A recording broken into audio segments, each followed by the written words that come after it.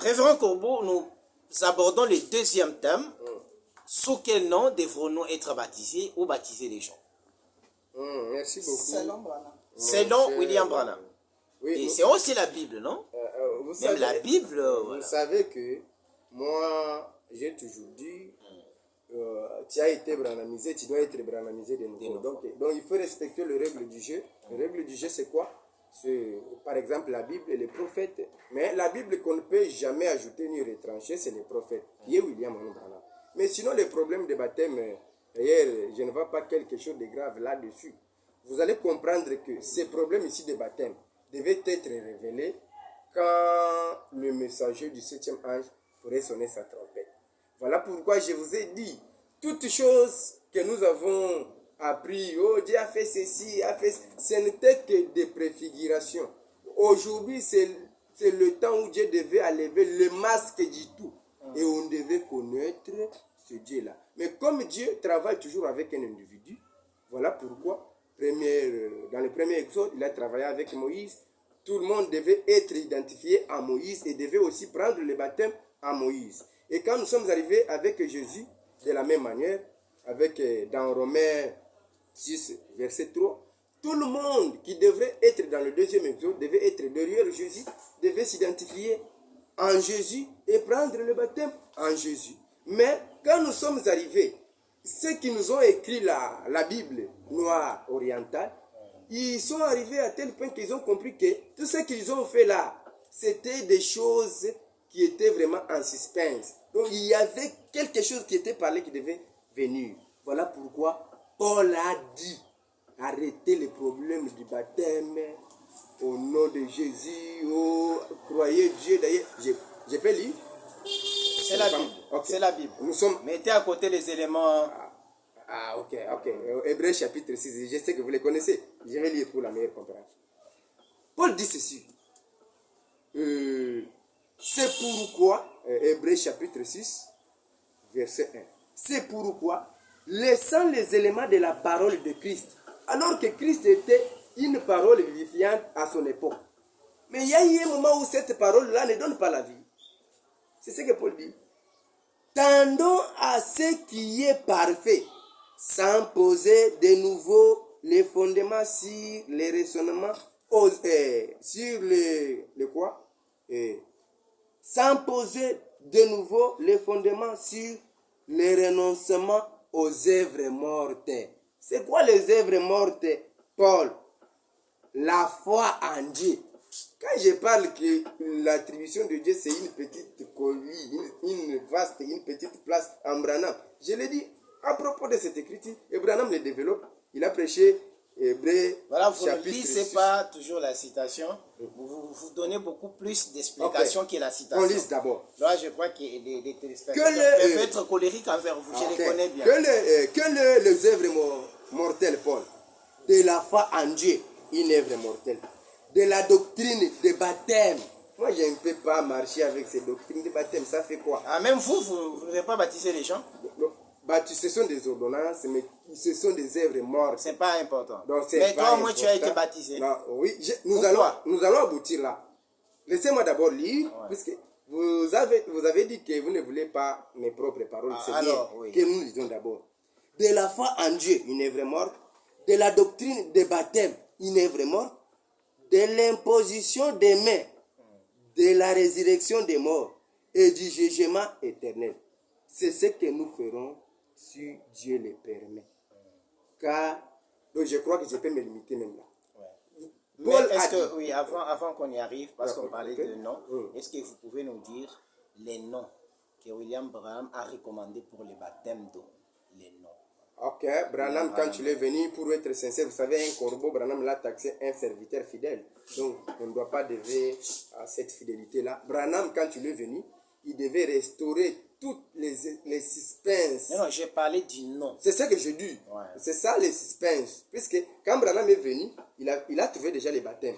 Les gens baptisaient déjà au nom de Jésus. Ouais. Si Branham venait et baptisait les gens au nom de Jésus, est-ce que c'est devenu nouveau? Non, non. Ma question était de savoir, pendant les William Branham a recommandé aux gens d'être baptisés en quel nom? Branham n'a pas recommandé aux gens. Mais écoute, Branham, quand il est venu, il est venu pour nous donner la révélation de toutes paroles qui étaient restées en suspense.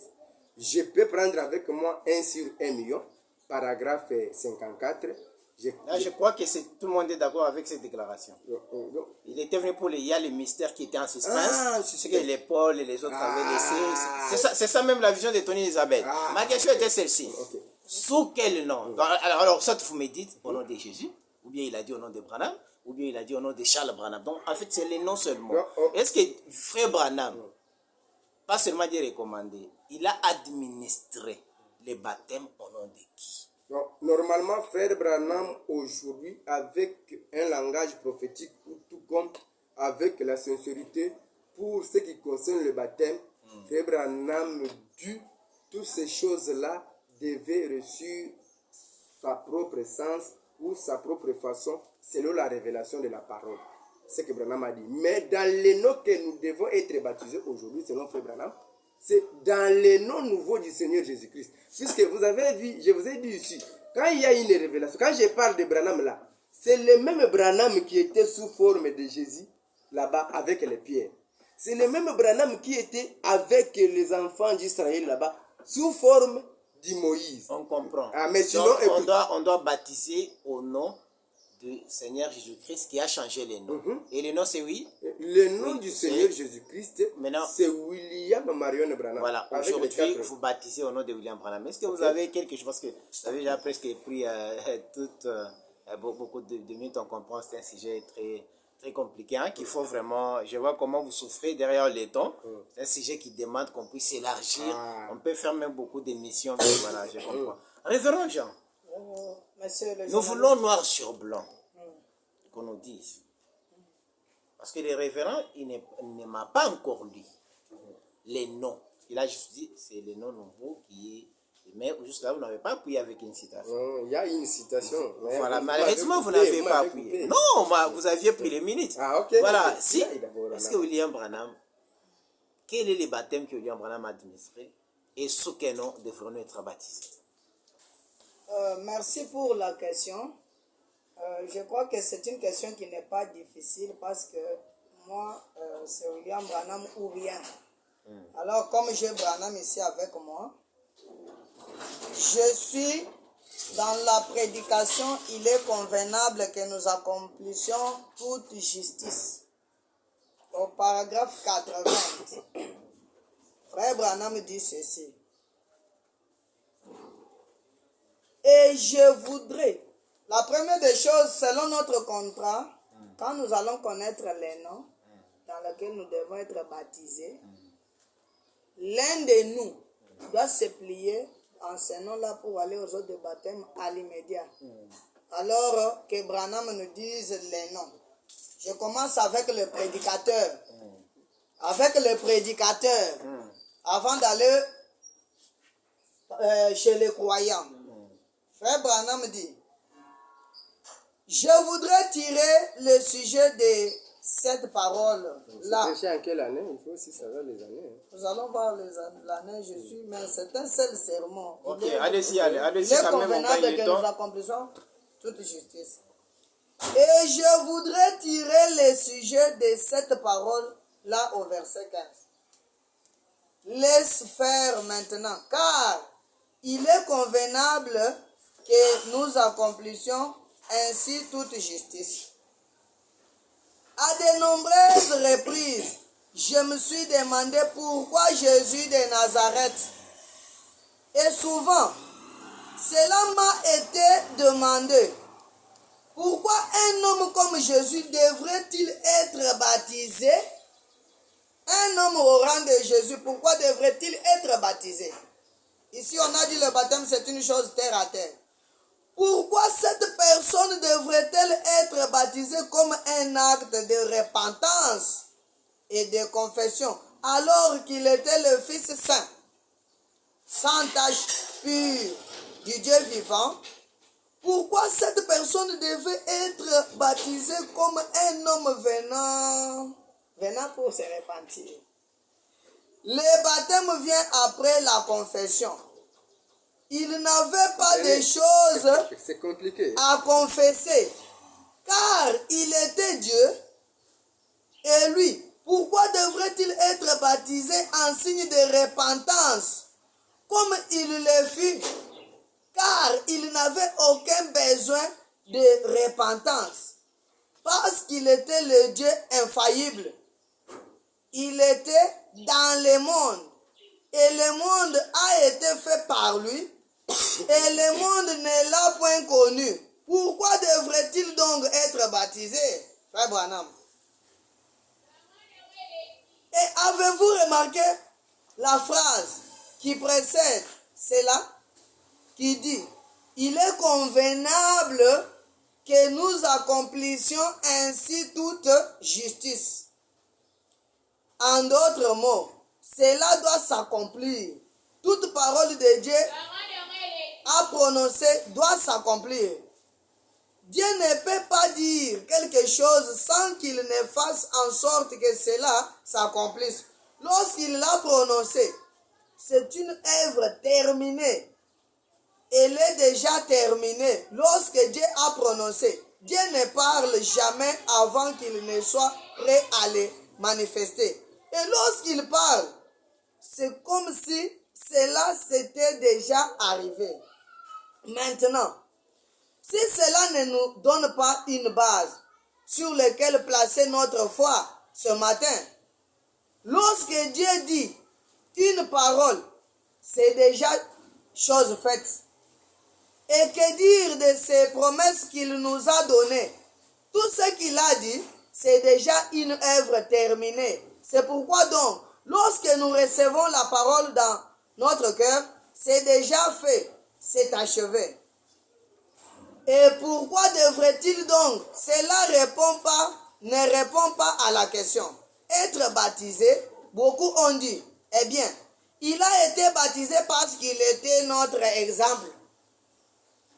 Cela est vrai jusqu'à un certain point, un certain niveau. Cela est vrai, mais ce n'est pas toute la vérité. La vérité est qu'il était l'antitype, il était le souverain sacrificateur, et avant que le souverain sacrificateur puisse être oint, il devrait être lavé. Je vais vous lire un passage de l'Écriture, juste un moment dans le livre de l'Exode. Et je pense que c'est le verset 29 que j'ai marqué, le chapitre 29 plutôt. Et je vais commencer ici au verset 4 du chapitre 29.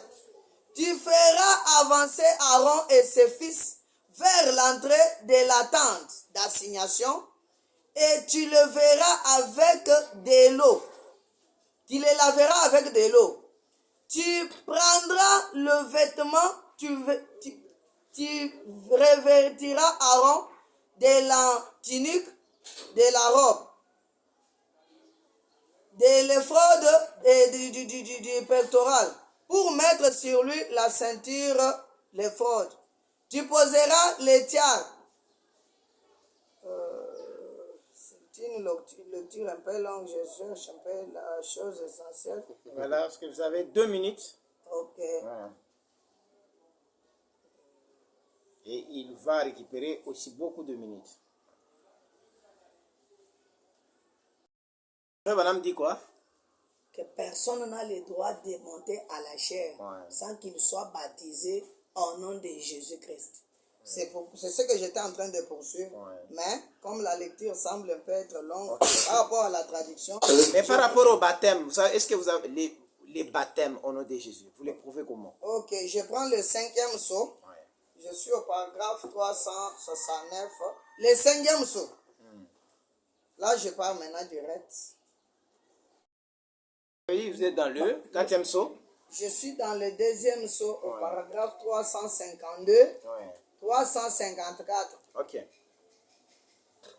Éprouve-nous, Seigneur, par ta parole, que nous examinions. Et si nous voyons que nous avons manqué, si certains ici, Seigneur, ont été baptisés dans les titres, en ne connaissant rien du vrai, du véritable baptême, que je sois aussi fidèle que Paul. Quand il a traversé les contrées supérieures à Éphèse, il a trouvé des disciples qui poussaient des cris, qui jubilaient et qui passaient des moments glorieux. Il leur a dit, avez-vous reçu le Saint-Esprit alors depuis que vous aviez cru? Ils ne savaient même pas qu'il existe un Saint-Esprit. Il a dit, de quel baptême avez-vous donc été baptisés?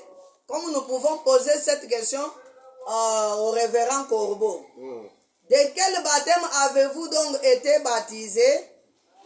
Et ils avaient été baptisés par ces glorieux et saints prophètes, mais seulement du baptême de repentance. Alors, ils se sont fait rebaptiser au nom de Jésus-Christ. Paul a ordonné de se faire rebaptiser. Seigneur, à la lumière de la parole, j'ordonne à toute personne qui n'a pas été baptisée au nom du Seigneur Jésus-Christ, ça c'est une ordonnance, de venir en hâte à cette eau pendant que l'occasion lui en est donnée. J'ordonne à toute personne qui n'a jamais été baptisée au nom de Jésus-Christ de venir à cet hôtel pendant que l'occasion lui est donnée. Je suis dans l'adoption troisième partie. La dernière écriture. Je suis alors dans l'adoption troisième partie au paragraphe 206. Frère Branham dit, paragraphe 206, il dit ceci.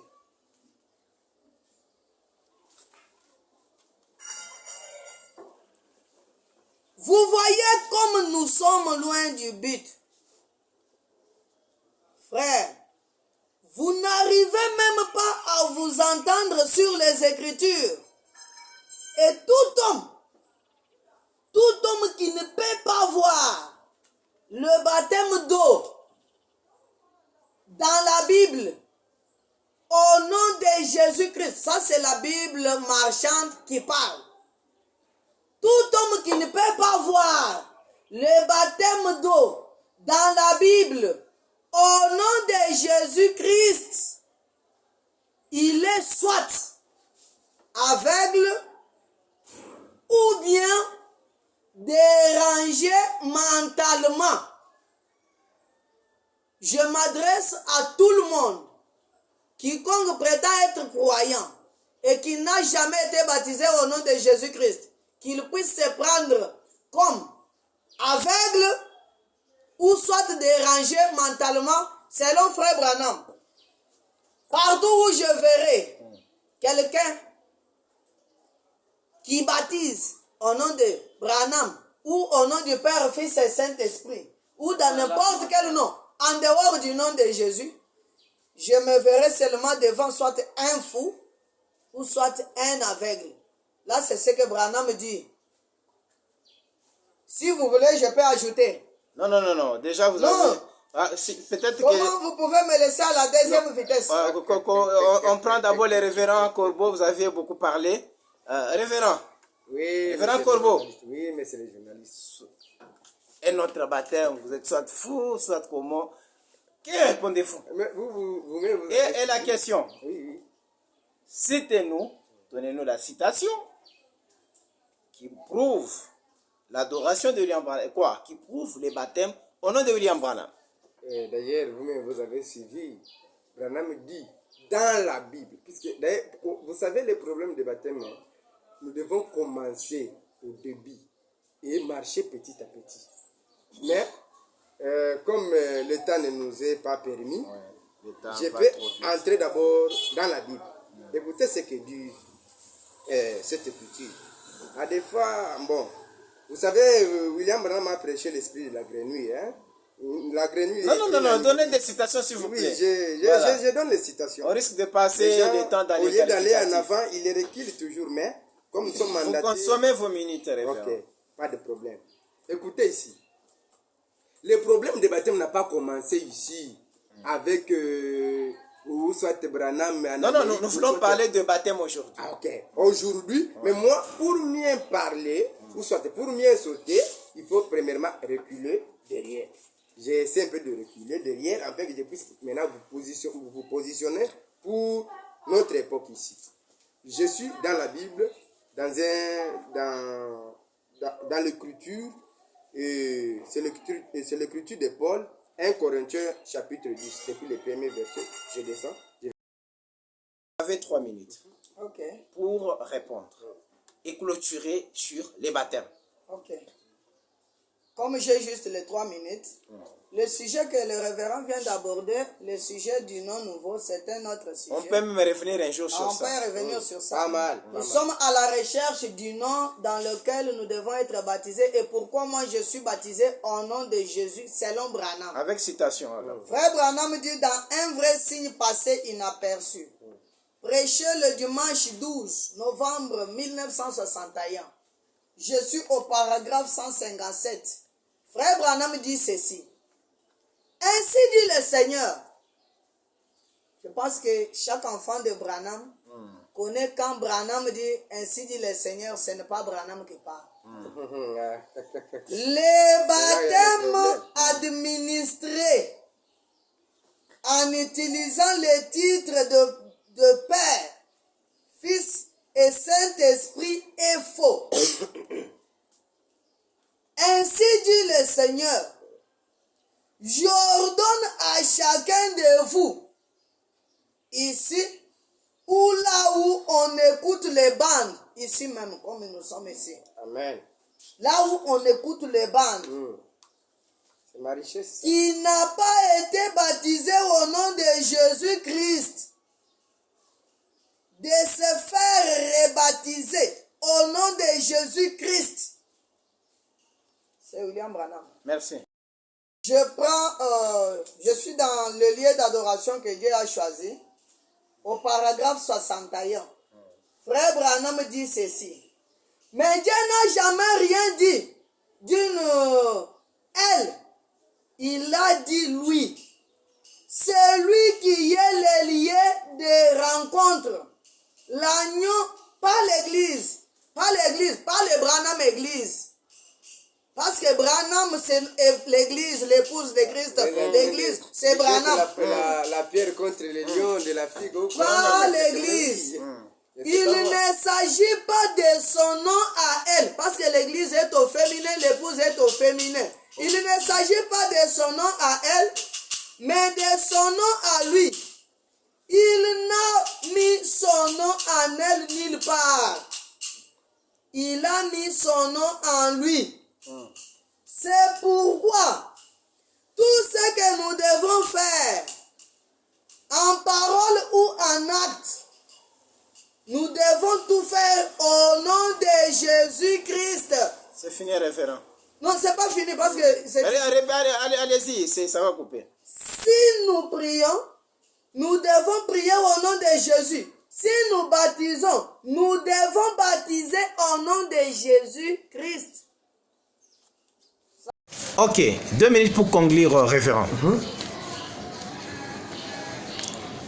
2 minutes pour conclure. Ok, pour conclure, mon cher journaliste, je crois que notre frère, je ne sais pas s'il a un problème ou quoi, mais sinon, dans la même brochure qu'il a lu, tout ce qu'il est en train de dire, il est en train de renvoyer les choses en arrière, alors il faut aller de l'avant. Qui renvoie, c'est Branham ou lui? C'est lui, puisque Branham avait les commissions ordinaires. Non, on parle de... Par exemple, il a lu ou bien c'est ce qu'il a dit de sa bouche? Il lit Branham. Oui. il y a des choses que Branham m'a prêché, que tout le monde ici peut prêcher. Maintenant, dites-nous. Mais nous ici, Oui, nous dites-nous. sommes les fils du tonnerre. Donne-nous maintenant les 2 Nous minutes devons par. adorer en 7 et être baptisés en 7. Mais pour prouver avec Branham, je suis dans le lieu d'adoration que Dieu a choisi, là où il a dit. Lui est allé là-bas en bas, mais moi je commence par haut. En haut là-bas. Paragraphe 51. Écoute ce que dit le Seigneur Branham. Branham dit ceci. C'est un très bon type ici. On vient d'étudier les 7 âges de l'Église pour montrer que Dieu garde tous les 7 âges de l'Église dans la parole. Parce que chaque âge de l'Église a produit une portion. Une portion, où c'est qu'on dit une partie de la parole. Et chaque fois qu'il a produit, et chaque fois, non pardon, vous m'excuserez. Ouais. Et chaque fois qu'il la produisait et qu'il voyait la lumière, c'est juste comme les premiers qui ont découvert qu'on devrait baptiser au nom de Jésus. Qu'ont-ils fait? Ils en ont fait une dénomination. Et celle-ci est morte juste là. Alors, Dieu est tout de suite passé à quelqu'un d'autre. Dieu n'est pas encore dans la personne de Jésus, c'est faux. Dieu est déjà passé à quelqu'un d'autre. Il ne reste pas dans un de ses credos et de ses dogmes. Il n'a rien à faire avec ça. Il n'y a rien de perverti en Dieu. La parole de Dieu est sainte, sans mélange. J'ai déjà Christ plus de 2 minutes. est le point central d'adoration de Dieu et il est Dieu. Pour maintenant achever, Branham dit ceci. Tout ce que nous sommes en train de faire, c'est comme je dis dans les chiffres de Dieu, ainsi de suite. Citation? Oui, c'est une citation. Vous pouvez appeler, non? Je clôture. Branham dit ceci. Maintenant, lettre audio à l'Ival, paragraphe 21. Maintenant, autre chose. Si vous remarquez, Graham, c'est sur lettre, Abraham, c'est cette lettre, et de même, Branham, c'est cette lettre. Eh bien, si vous voulez en tirer une conclusion, cela pourrait être une bonne chose. Donc, le nom de Jésus, qui est le nom nouveau, c'est cette lettre. Branham dit, de même, Abraham avait cette lettre, de même aussi Branham a cette lettre. Et on a baptisé au nom d'Abraham. Non, Abraham était juste une préfiguration de quelque chose qui devait venir. Okay, maintenant, aujourd'hui, la personne que nous avons reçue, Branham a cette lettre. Si vous voulez en tirer votre propre conclusion, comme notre frère Jean-Baï qui est en prison enchanté, Branham a dit c'est une bonne chose. Donc, il n'est pas question à forcer quelqu'un. Merci, Révérend. Ok, merci.